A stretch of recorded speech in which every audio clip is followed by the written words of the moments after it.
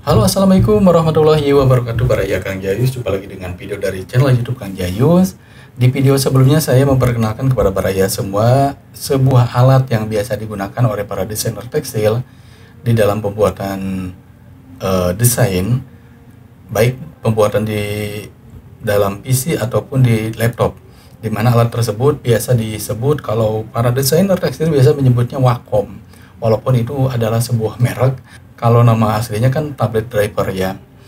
Nah, sedangkan di video kali ini kita akan masuk kepada pembahasan software yang digunakan dalam pembuatan desain tersebut. Memang selama ini banyak software yang digunakan oleh para desainer untuk pembuatan desain grafis. Di antaranya saja, ini ada Adobe Illustrator, ada Photoshop, ada Corel Draw, ada juga Anseris, dan yang lain-lain. Tetapi kebanyakan atau malah hampir semua desainer tekstil ini menggunakan software Adobe Photoshop untuk membuat desain yang nantinya akan diaplikasikan di atas kain atau tekstil. Pertanyaannya, mengapa demikian? Dikarenakan dengan menggunakan Adobe Photoshop akan lebih fleksibel, di mana Adobe Photoshop mempunyai fitur-fitur yang lebih cocok untuk digunakan oleh para desainer tekstil. Di antaranya saja karena Adobe Photoshop mempunyai alat atau tools di mana kita bisa membuat emboss. Misalkan saja kita akan membuat satu buah bunga, di mana bunga tersebut ada kelopak, ada helai-helai gitu kan, terus daun juga ada helai-helai daun. Nah, dengan Adobe Photoshop kita bisa membentuk atau membuat helai-helai tersebut dengan emboss, dengan arsir. Sedangkan kalau di Corel Draw atau di Adobe Illustrator, embossnya itu tidak fleksibel gradasinya. Jadi gradasinya gradasi yang sudah di set up atau di setel dengan secara default. Nah, sedangkan kalau di Photoshop hal itu sangat mudah untuk dilakukan. Apalagi nantinya desain tersebut akan kita bitmap ke dalam bentuk dot dan kita print di atas screen melalui mesin yang disebut dengan Screen Master. Itu kalau pembuatan secara mesin atau secara printing manual. Kalau sekarang kan gampang, udah banyak dari desainer kita langsung aja print seadanya dengan menggunakan digital print. Tapi yang saya akan terangkan di sini, kita mulai dari pembuatan desain untuk mesin yang printing yang manual.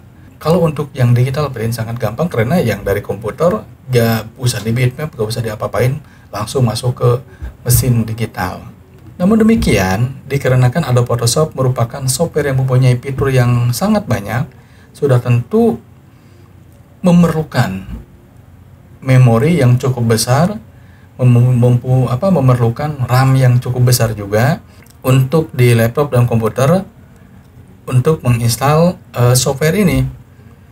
Di antaranya saja RAM yang diperlukan untuk menginstal software ini minimal 4 GB RAM-nya.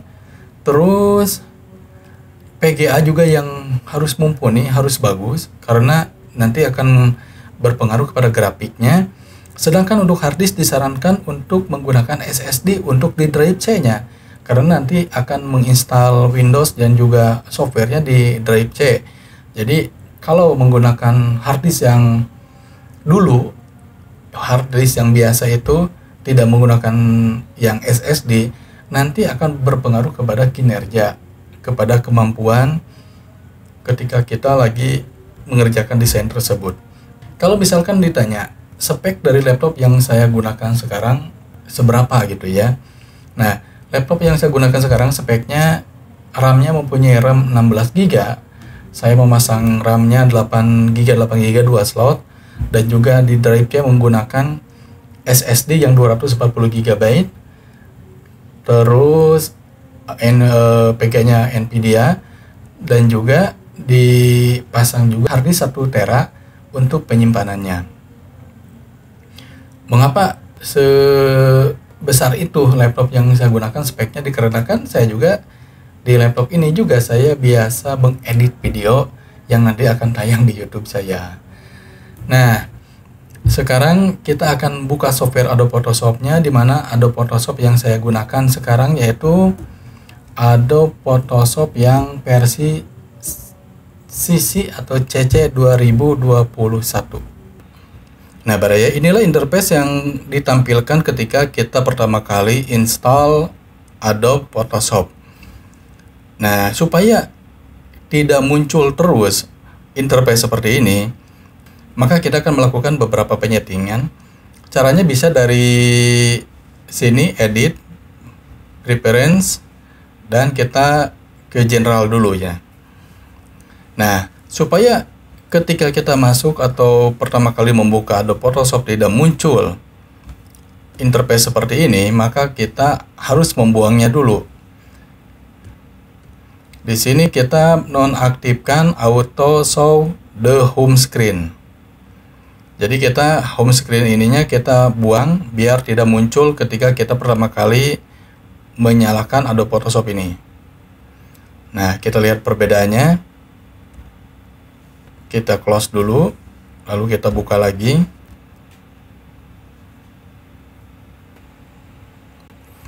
Nah, seperti ini Baraya ketika kita sudah men-uncheck atau membuang checklist di auto home screen-nya.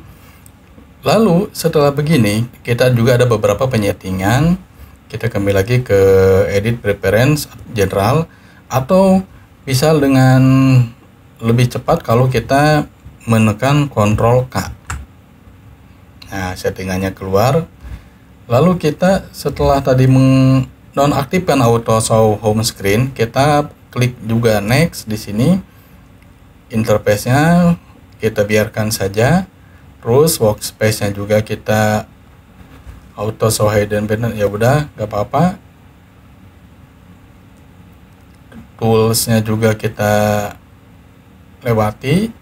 History, export, performance. Nah, di sini biasanya kalau seorang desainer itu kadang kalau mengerjakan sebuah desain mungkin ada beberapa kekeliruan dan kita ingin mengembalikan ke pengerjaan yang sebelumnya.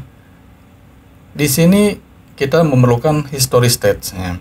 Kalau defaultnya di bawah 100, maka kita, kalau kebiasaan saya sih di 100 udah cukup ya history state-nya.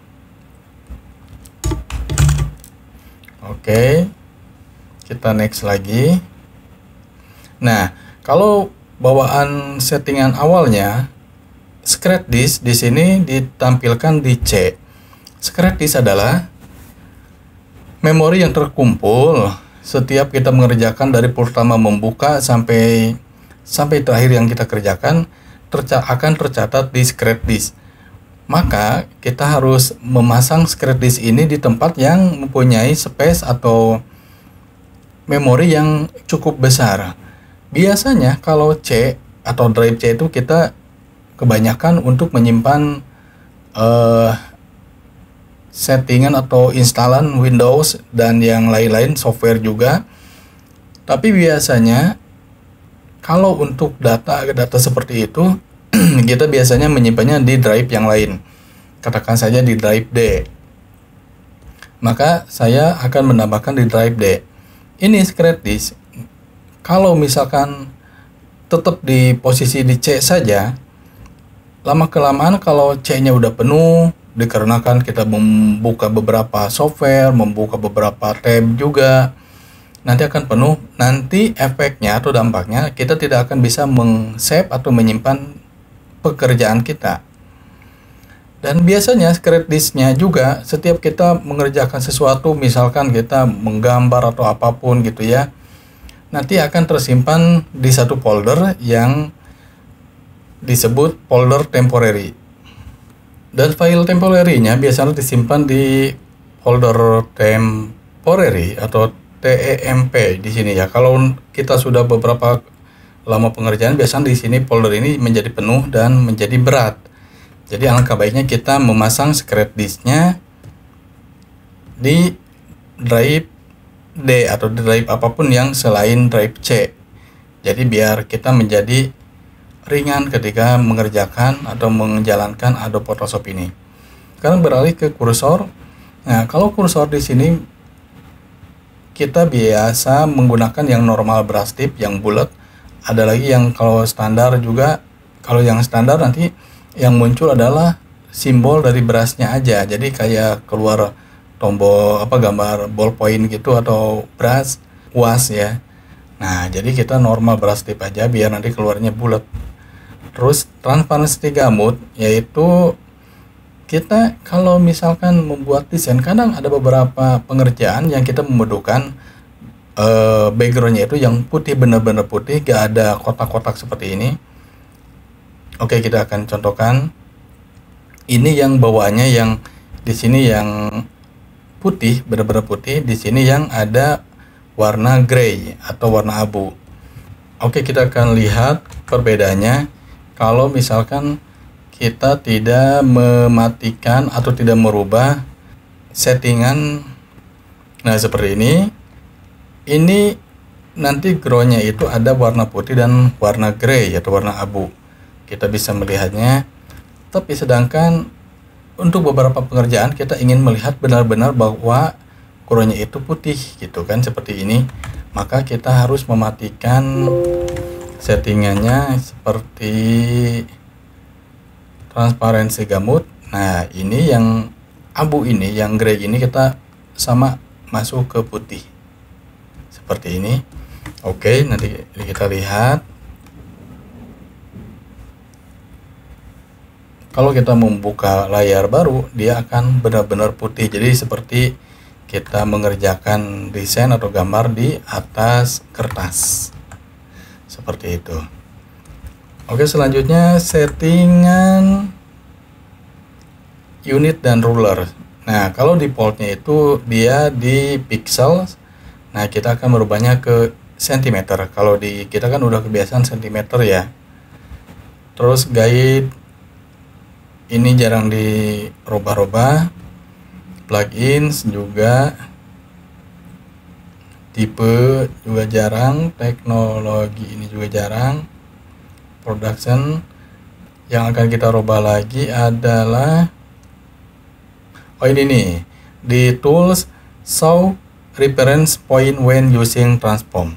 Kita akan lihat bedanya ini sebelum saya klik ya. Apabila kita membuat satu desain dan taruhlah di sini saya punya satu blok, kita akan merubah posisi atau arah dari si blok ini.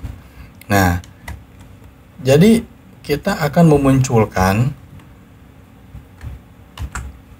di tengah-tengah itu penunjuk bahwa emang posisinya sudah di center atau di tengah. Kita kembali lagi ke tool dan kita show reference when using transform. Kita akan lihat perbedaannya. Nah, sekarang muncul di sini ada ya cross gini ya. Ini menandakan tengah-tengah dari objek tersebut. Jadi kita bisa menggesernya. Nah, seperti ini. Jadi kita geser ke tengah-tengah, betul-betul di tengah-tengah di tempat yang kita inginkan.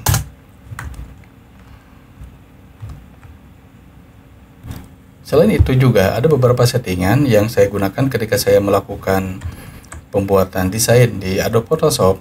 Seperti saya akan mengkoleksikan di satu tab seperti layer, channel, action, pad, karakter, dan history. Dan juga properties. Ini tab-tab yang biasanya saya gunakan dalam pembuatan sebuah desain. Jadi saya masukkan ke dalam satu tab karena ini yang biasa akan kita pergunakan nanti di perjalanannya ketika kita akan membuat sebuah desain. Jadi saya akan kumpulkan dulu di satu tab, ditarik, terus history juga penting, terus action, dimana action itu kita diperlukan untuk mempermudah pengerjaan atau mempermudah ketika kita dalam proses pembuatan sebuah desain atau penggunaan Photoshop. Itu pasti action itu akan selalu digunakan. Pad juga saya akan masukkan, karakter, dan juga properties. Nah, seperti ini.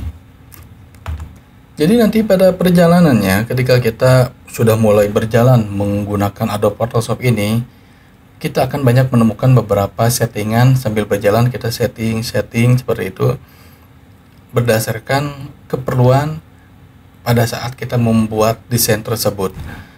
Oke Baraya, kayaknya dicukupkan sampai segini dulu. Untuk video yang kedua mengenai cara belajar membuat desain di Adobe Photoshop, sebenarnya nanti masih banyak lagi video yang akan saya buat, dimana salah satunya nanti bagaimana cara pembuatan action di Photoshop ini.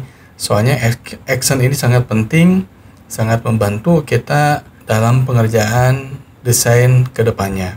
Jadi tetap pantau video-video di channel saya ini, nantikan video-video yang akan datang.